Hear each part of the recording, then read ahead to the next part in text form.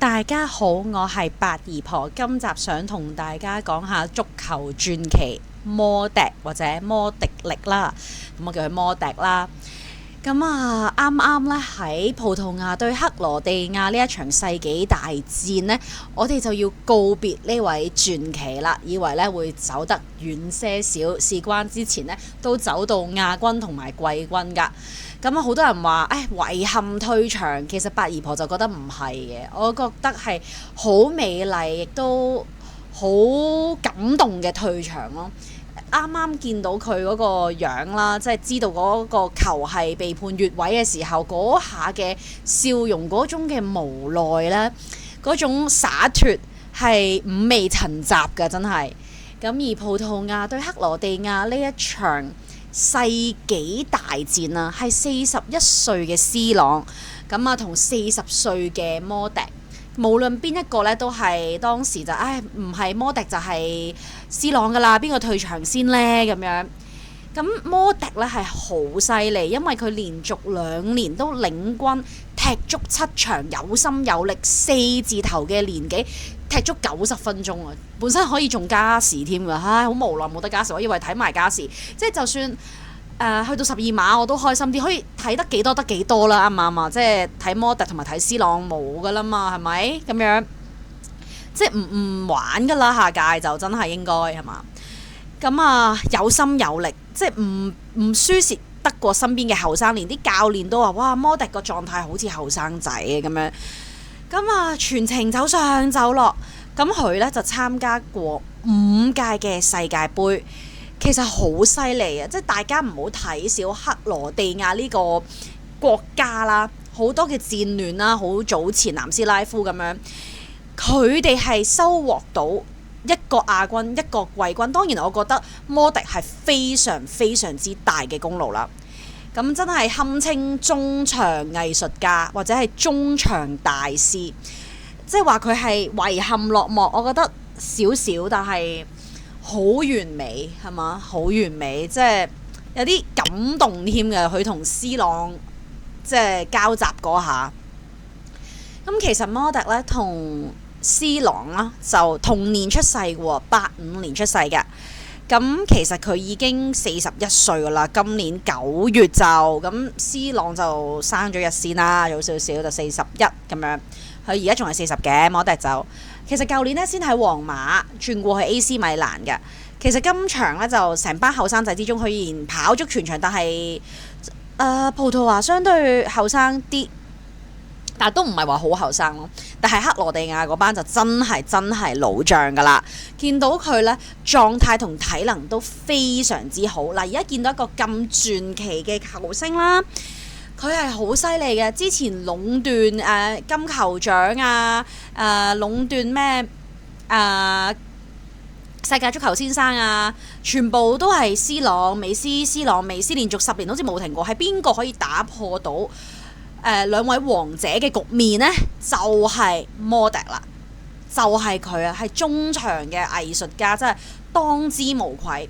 咁而家佢有咁嘅成就啦，係咪好勁？但係大家知唔知道，原來佢細個係出生自一個多災多難嘅國家同埋童年，因為佢嗰時嘅國家仲未稱為呢一個克羅地亞，叫做南斯拉夫。咁一聽南斯拉夫呢個名就知道係非常之多戰亂嘅。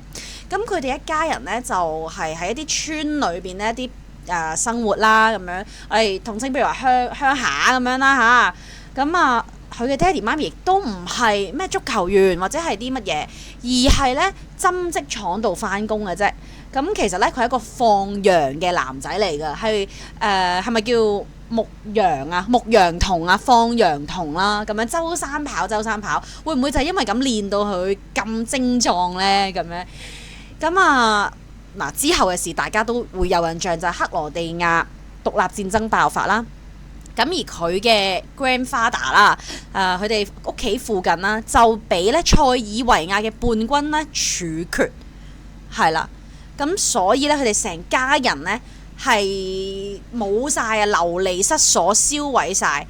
嗰個時候嘅摩迪咧，即係佢 grandfather 啦，就係俾塞爾維亞軍處決嘅時候呢，摩迪只係得6歲嘅啫，係6歲，係好小朋友噶。仲要更甚嘅，其實佢係喺難民營嗰度去練佢嘅球技嘅。其實呢，後尾嘅故事講翻啦，就係佢同佢嘅 grandfather 咧就非常之感情深厚，所以其實佢到而家都記得晒所有嘅嘢嘅。其實佢個氣質係好與別不同啊！我唔知大家，我係好中意摩迪啦，即係大家都中意C朗、美斯，但係摩迪嗰種氣質係我係更為喜愛啦，好低調啦，差唔多係零負評咁滯嘅。佢線下係零負評，而線上係非常之高調，因為佢踢得非常之好。咁然之後咧，佢哋就住咗喺難民營，而咁細個咧係住咗7年，係住咗7年難民營啊！有冇想像過？其實好多球星都好曲折啊嘛。我記得 C 朗話冇錢食麵包，佢仲要揾多謝翻當日請佢食麵包嗰個 M 記，係咪 M 記咧？唔記得咗漢堡包嘅一個侍應啦。然之後美斯大家都知啦，更為曲折就係屋企負擔唔到佢個病啦，然之後係有侏儒症啦，然之後要打好多藥啦，個錢啦，咁好彩有巴塞啦。咁呢啲好多嘅球星背後嘅故事呢，係非常之引人入勝，同埋係好令人感動啊！即係會覺得，即係足球係一樣咁嘅嘢咯，就係好奇妙啊！幾窮家境幾唔好都好啦，只要你有實力係有機會嘅。原來真係俾到大家個機會啊嘛！足球係一個街頭運動咯。你見到全部摩迪、C 朗、美斯，唔會話咩邊一個特別家境好好啊，又唔知點冇啊！呢一個比賽冇話你家境係點啊，係真係你嘅實力啊，所以係會睇到人流眼淚啊，好似佛德角個球員咁，當初呢，真係幾萬蚊嘅 Visa 都幫唔到佢阿媽整，但係而家換嚟嘅啱啱八姨婆見到啦，好似話一個廣告50萬歐羅，好似話啱啱50萬歐羅係嘛？即係你呢個就係咁奇妙，亦都係足球。點解你會風魔全世界咯？就係世界盃點解呢？會咁樣咯？美斯講得好好，之前好似話美斯話點解世界盃係一個咁令人着迷或者咁偉大嘅賽事，就係好多有實力嘅人就係一夜成名，就係好似和仙拿咁樣啦，咁樣出嚟嘅，幾萬蚊都俾唔起，而家幾百萬一個廣告，係咪啊？真係好奇妙啊！所以我覺得唔好話好多，即係咧網上好多言論㗎，話咩忽然球迷啊，你唔識睇又唔好睇啊！喂，你唔識睇唔好睇就唔會咁，即就係咁多街外人，我哋呢啲咁嘅街外人去睇，先至造就到嗰個世界盃嘅震撼啊嘛，係咪啊？俾一啲連和先個個而家我身邊嘅朋友，港女又好乜都好啦，唔睇波嘅撐佛德角啊，甚至乎話要去佛德角旅行都有，振興埋人哋旅遊業啊！其實即係忽然球迷又點啫？即係嗰啲咩突然之間熱情又點咧？係咪先？冇緊要嘅呢啲，即係佢哋呢一個機會就係俾全部人，唔係淨係所謂一班好熟足球嘅球迷睇，而係俾世界所有人睇到。哇！原來佛德角係咁個存在，係咁勁，我一個非洲小國可以咁喎，係咪啊？所以真係好犀利。講翻呢個摩迪先，講遠咗啦，我哋咁呢，22年呢，以為就都係可能未必得㗎啦，係嘛咁樣，但係點知一陣再講嗰場嗱，咁我哋講翻摩迪嘅童年先喎，係啦，佢嘅足球之路就一啲都唔順暢㗎啦，咁樣。係住難民營啦，然之後呢，冇球場，冇咩足球學校，冇訓練，冇噶啦。咁只係難民營嘅走廊啦、停車場啊、街啊咁樣。咁根本唔會諗到有今日咁嘅成就嘅，係咪？個個都踢街波，係嘛？尼馬都係街波啊，踢，即係，真係好犀利，真係班人好犀利。即係點解咁多人尊敬就係咁咯？係個個都可以話係白手興家，係嘛？白腳興家係嘛？我講得啱唔啱啊？即係呢個比喻有啲奇怪。咁所以心智好強大啦，咁樣係好多噶啦，倫敦跟住馬德里咁樣，全部都係佢咁樣。當時佢去皇馬嗰陣時候，都好多人覺得即係唔睇好添咁樣，但係點知就越嚟越勁咯。咁06年就第一次世界盃。跟住然之後啦，克羅地亞就缺席一屆啦，之後到14年再登場，就開始係摩迪嘅全盛時期啦。18年度。好似嗰年攞埋唔知足球先生定係金球，我唔記得咗啦呢個嚇，你自己抄翻啦。咁樣18年就係高峰期嚟㗎啦，都哇10年前㗎啦喎，18年都未足10年嘅，即係8年前到咯。哇，都滄桑咗。我睇翻18年張相非常之英俊啊，即係青靚，仲係青靚白淨，但係今年真係見到係有陣男人味出咗嚟啦，滄桑味啦。不過其實咧，老實講，佢都係得40歲嘅啫嘛。其實 C 朗得40嘅啫嘛，美斯得38。其實仲你一般人嚟講係好後生，但係你對於足球界嚟講40就差唔多噶啦，真係好盡噶啦咁樣。佢哋係做好多嘢 keep 自己身體啊！大家有冇睇 C 朗嗰個餐單啊？有冇睇 C 朗個行程啊？唔知一日咧少食多餐，跟住又運動又紅光又呢又路咁樣，好辛苦 keep 呢個狀態翻嚟嘅。即係 C 朗係努力，但係美斯啊、摩迪同樣地，你見到佢哋個狀態，你估佢哋唔會 keep 咩？唔通真係啡咗佢咩 hea 咗佢咩？梗係唔會啦！呢班球星啱唔啱啊？係啦，咁你講埋先。咁啊14年再嚟啦，跟住18年呢就哇好勁啊！18年去到決賽啊，即係一個小國一個戰亂嘅國家去到決賽啊，克羅地亞。跟住然之後啦。不過呢，當年就俾法國隊贏咗啦，咁但係都克羅地亞就係亞軍嘅，咁但係呢，已經超越㗎啦，真係好勁啦！就係以前克羅地亞嗰個黃金一代，我覺得摩迪係咪可以叫做黃金一代呢？先至係嘛？我唔知啦，你哋覺得呢？係啦，咁因為有個季軍嘅，佢哋超越埋㗎啦，摩迪，哇好型啊！佢18年嗰陣時候。佢仲係18年嘅最佳球員大獎啊，當一屆。咁22年以為又麻麻地嘅時候啦，咁樣佢去到撐到季軍戰㗎。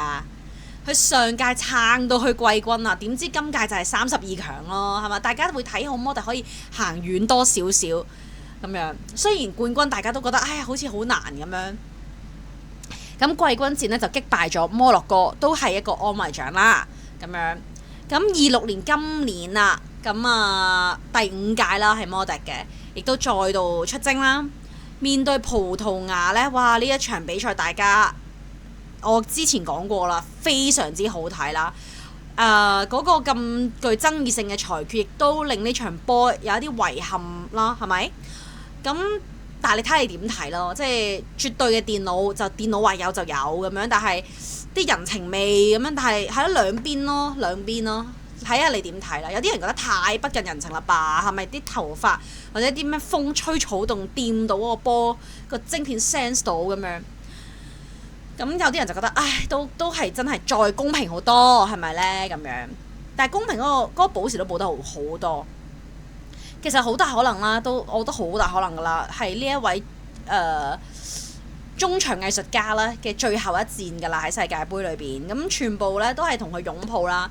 有啲球員痛哭啊，但係反而摩迪咧個心理質素實在太好啦，佢冇喊，佢嗰種無奈同埋灑脱嘅笑容咧係感動㗎，令人 OK。咁所以咧好多人都會，連教練都話可能今一場係摩迪力最後嘅一場㗎啦，唔知4年後會咩事㗎嘛？係咪咁樣？今場表現好出色啦，咁樣佢話對佢嘅世界盃之旅到呢度完結就好抱歉啦。咁但係佢係帶領克羅地亞到最後一刻，都成就咗克羅地亞嘅黃金一代，同埋都好多老將咯，即係都要退落嚟啦，係咪啊？係時候一個歷史嘅，即係個歷史地位好高㗎啦，即係摩迪而家係嗱。咁其實咧，佢哋又叫傳奇臂章㗎，咩意思咧？即係5戰世界盃，C 朗、美斯、紐亞都係嘅嚇。紐亞今次哇，紐亞又係應該都係最後一屆㗎啦，好多人都最後一屆童年回憶啊！紐亞真係嗰陣時真係跑到出前邊踢埋一份㗎，紐亞係咁帶領人口唔足400萬，哇！真係原來咁少人㗎喎，攞過第2、第3名，亦都係。今屆全數克羅地亞一上場，佢全部都係正選㗎啦。連前皇馬嘅隊友 C 朗呢，佢都有講話同佢並肩作戰咁多年啦，年紀亦都好近啦，覺得呢，佢係一個足球傳奇，到而家都係嘅。嗱 ，C 朗同摩迪呢，就喺皇馬一齊，即係一齊共即係打波年啦咁樣。摩迪嗰個歐聯同埋西甲獎杯都比 C 朗多2個㗎，真係都犀利啊！真係咁啦，而且啦頭先都講過㗎啦，咁佢就係、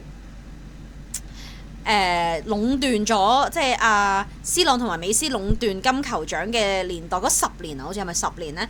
佢係第一個終止呢個走勢嘅人啊，係啊，18年嗰一年係佢巔峰啊，即係咁啱18年就係攞亞軍嗰場咯，世界盃攞亞軍嗰場咯，佢其餘嘅都非常之好啊，佢嘅成績，咁所以佢就攞到呢一個金球獎啦，咁樣，所以咧就非常之厲害啊！即係啦，喂，唔係喎，原來頭先讚摩迪力嗰個唔係佢自己本身嗰個教練，而係對方葡萄牙嘅教練喎，話佢仍然好似個後生仔咁樣喎。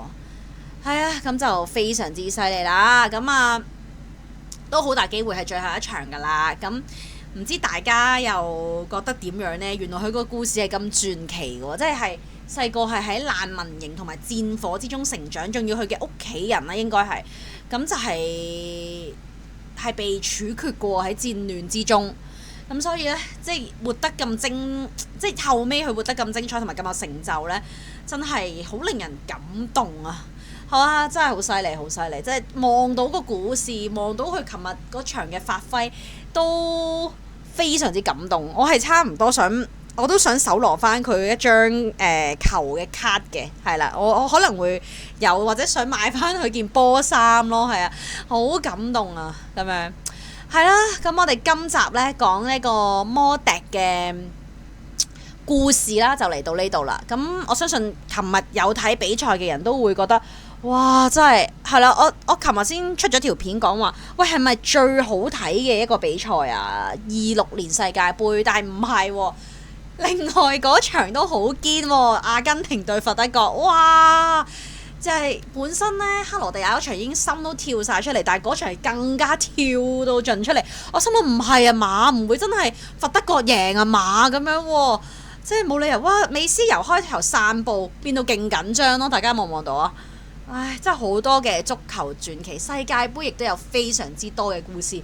學美斯話齋，真係一個偉大嘅比賽啊！嚇，係啦，咁如果大家呢中意睇或者聽呢啲球星啊嘅故事啊、花邊啊，咁可以呢訂閱八姨婆嘅頻道啦，因為呢我都會睇好多呢啲。